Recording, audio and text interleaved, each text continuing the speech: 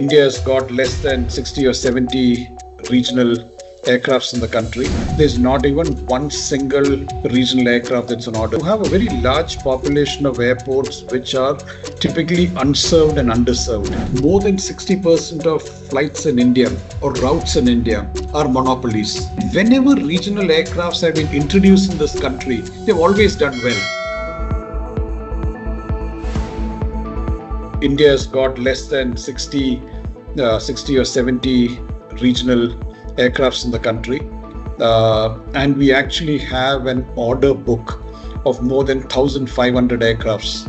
Okay, so, and out of the 1,500 aircrafts on order, there's not even one single regional aircraft that's on order. So very clearly, everybody's focus is on the narrow bodies and the wide bodies, the 737s, 320s, the 350s and things like that. And of course, there is a very clear segment for that, and that's where aviation always is looked at. If you look at the other markets, especially the evolved markets, as you call it, whether it's North America, whether it is Europe, you find that the ratio of regional aircraft to mainstream airlines is much higher. Okay, so very clearly there's a huge headspace. That's number one. Number two is out of the airports in India, you have a very large population of airports which are typically unserved and underserved.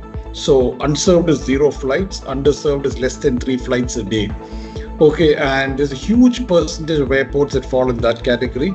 There is also a huge percentage of airports, there are a lot of these airports which actually are not big enough to accommodate the narrow bodies, which effectively means that you only have regional aircrafts that fly into those places. Like Lakshadweep is a good example, Jalgaon is a great example, Sholapur is a good example.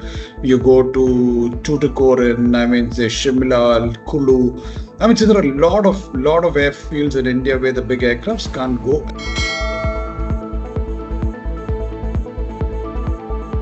Many of the tier 2, tier 3 cities that are growing fast do not have the ability.